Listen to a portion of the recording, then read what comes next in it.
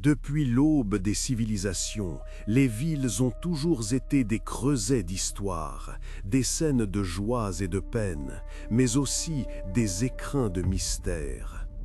Parmi ces mystères, certains se tapissent dans l'ombre, attendant leur heure pour se révéler.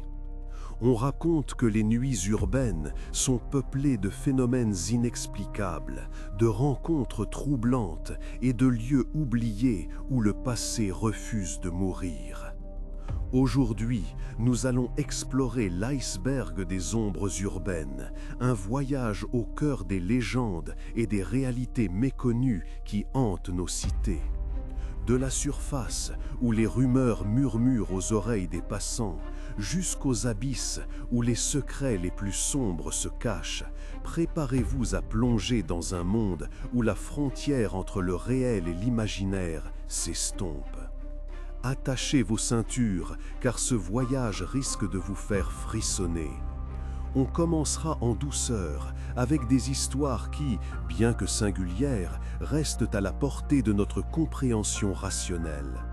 Puis, nous descendrons progressivement jusqu'à ce que la lumière de la raison ne puisse plus percer les ténèbres. Commençons notre exploration par un phénomène que beaucoup ont expérimenté, la sensation d'être suivi. On raconte que dans les rues désertes, après la fermeture des commerces, une présence invisible se manifeste parfois. Des pas qui résonnent derrière vous, une ombre furtive qui se faufile entre les immeubles, une impression oppressante d'être observé. Bien sûr, l'explication la plus simple est souvent la bonne, un passant attardé, un réflexe paranoïaque. Mais parfois, le doute persiste. Prenons l'exemple de cette jeune femme qui, rentrant chez elle après une soirée tardive, sentit une présence derrière elle. Elle accéléra le pas, mais les bruits de pas derrière elle suivirent le même rythme. Terrifiée, elle se retourna brusquement, mais ne vit personne.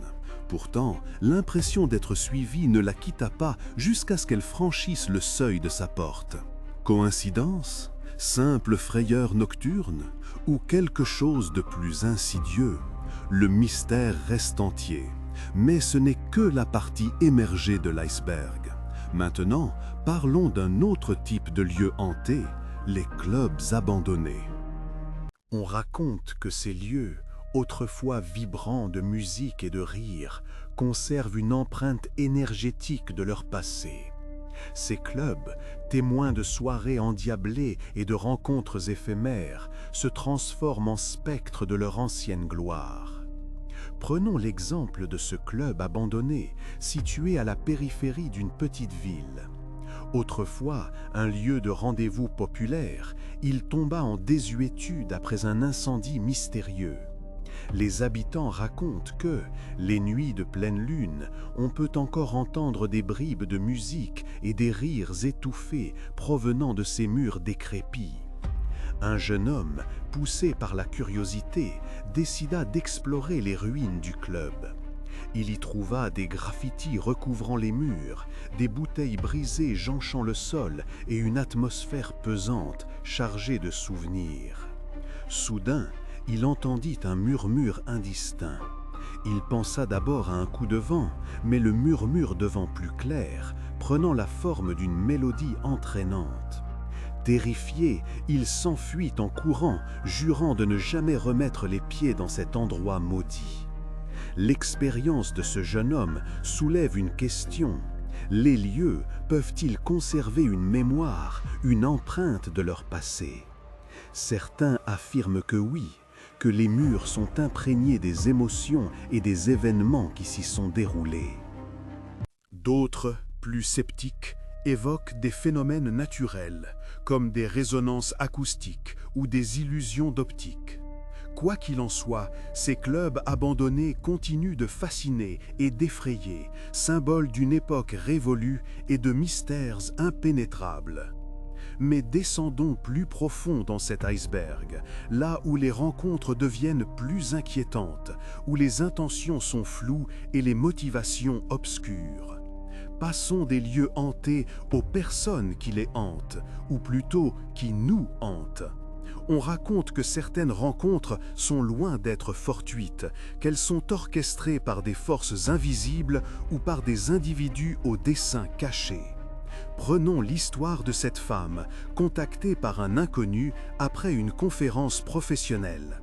Cet homme, qu'elle n'avait jamais rencontré auparavant, lui envoya un message étrange, lui disant qu'il avait remarqué son rire et qu'il voulait faire sa connaissance.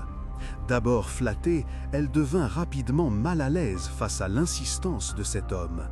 Il tenta de la contacter sur différents réseaux sociaux, copia son profil professionnel et alla jusqu'à solliciter ses amis pour obtenir ses coordonnées. La situation devint tellement angoissante qu'elle dut prendre des mesures de sécurité et alerter ses proches.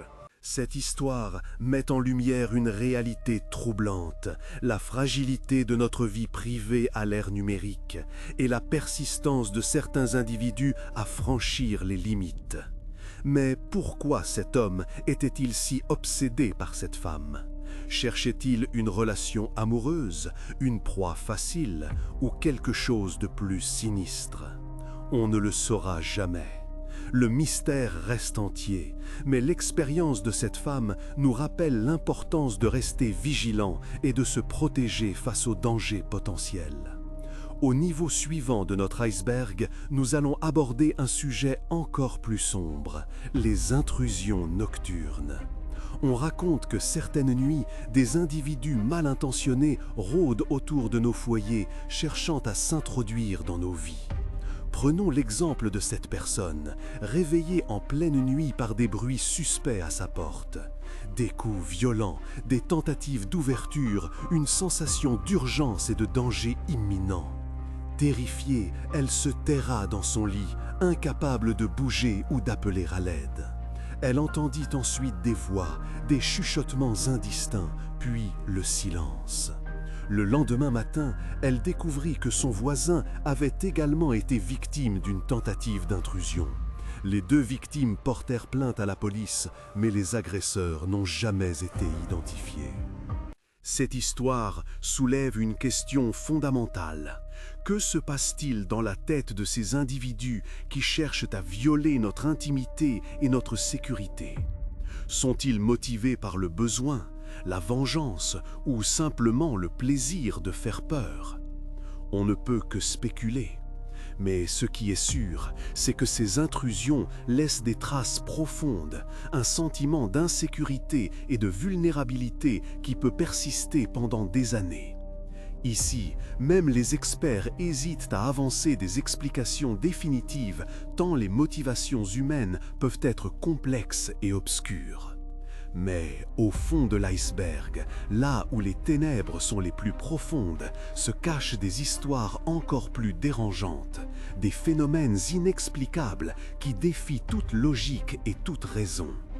On raconte que dans certaines villes, des phénomènes paranormaux se produisent, des manifestations spectrales, des apparitions fantomatiques, des événements qui laissent les témoins perplexes et effrayés. Prenons l'exemple de ce vieil immeuble, réputé hanté par l'esprit d'une femme décédée dans des circonstances tragiques. Les habitants racontent que, les nuits d'orage, on peut entendre ses gémissements et apercevoir sa silhouette spectrale errant dans les couloirs. Certains ont même affirmé avoir été témoins de phénomènes étranges, comme des objets qui se déplacent seuls, des portes qui s'ouvrent et se ferment sans raison, des voix qui murmurent des messages incompréhensibles. Bien sûr, les sceptiques évoquent des illusions d'optique, des bruits de canalisation, des phénomènes naturels mal interprétés.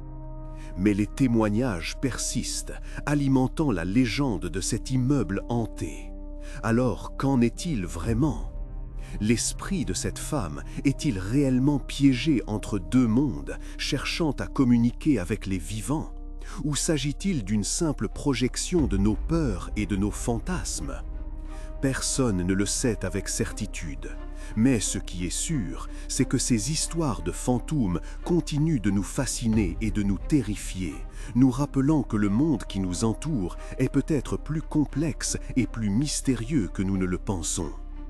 Au fond de l'iceberg des ombres urbaines, on trouve des histoires qui défient toute explication, des énigmes cosmiques qui nous confrontent à nos limites et à notre ignorance.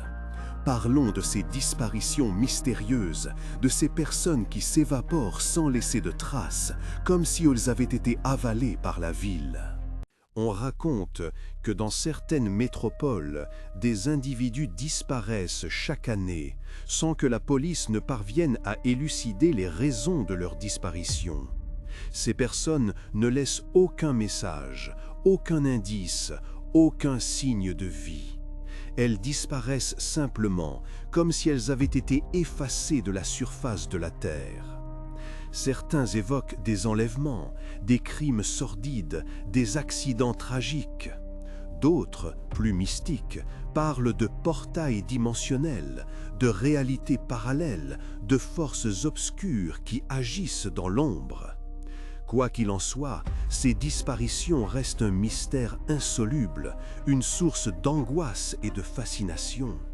Nous voici arrivés au terme de notre voyage dans l'iceberg des ombres urbaines.